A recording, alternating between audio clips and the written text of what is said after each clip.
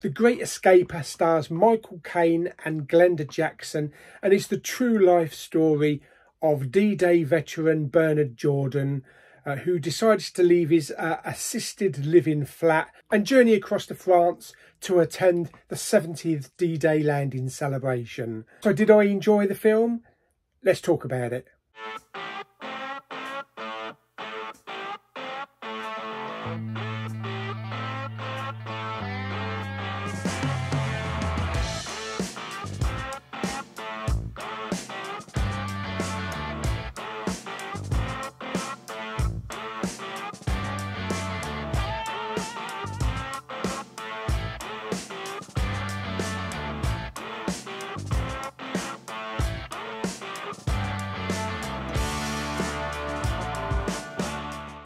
Okay, so The Great Escaper.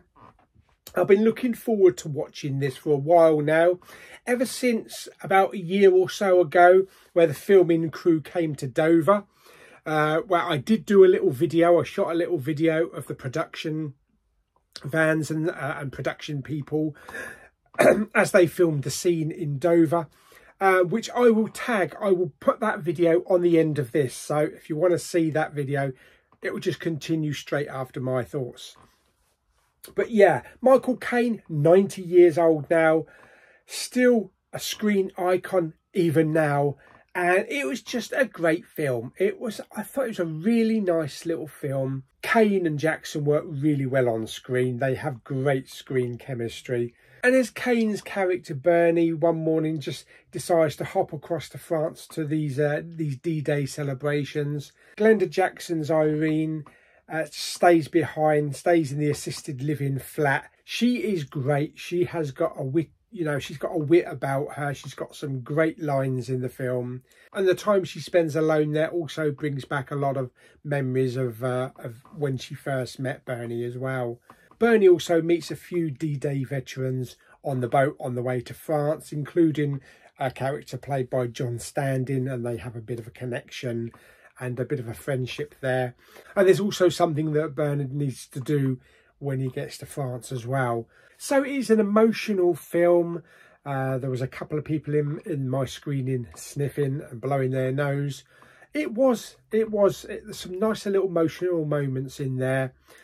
The flashback scenes to when Bernie and Irene were young were good, when they first met, fell in love. And also Bernie's war scenes as well, which, they weren't on the level of Saving Private Ryan, but they were still, still pretty impactful, as he has this friendship with another soldier. So I really enjoyed the film. The music was great as well. It was only an hour and 36 minutes, I think, and it was the perfect length for this film. Didn't need to be strung out to 2 hours. Everything slotted perfectly. There was no boring moments, and it just flowed seamlessly. One little piece of trivia for you, which is in the trailer. Bernard meets up with a couple of Germans on the boat on the way to France. One of these Germans played the character of Heinrich in Raiders of the Lost Ark, and he was also in The Eagle Has Landed with Caine as well, so it's not the first time that they've acted together. But there was one little thing I was a little bit disappointed with. It's not a massive disappointment, but in the trailer there's this really nice touching scene of Bernard and this German character holding hands, and there's a really nice touching line as they look at each other, very emotional, and Caine just says, "Me too." Yeah, me too. I'm sorry. And this was unfortunately cut from the final film. It's a shame, because I would have really liked to have had that line in the film, because it's very impactful,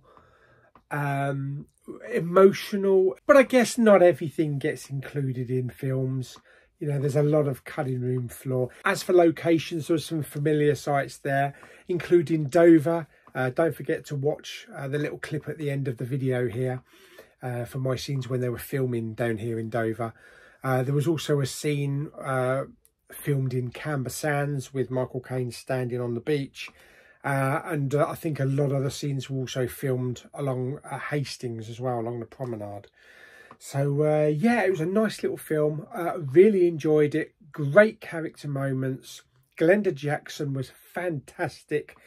I think this might be her final role. She did pass away a couple of months ago, so if this is her final role, then she did a hell of a job, and it's a great film to go out on.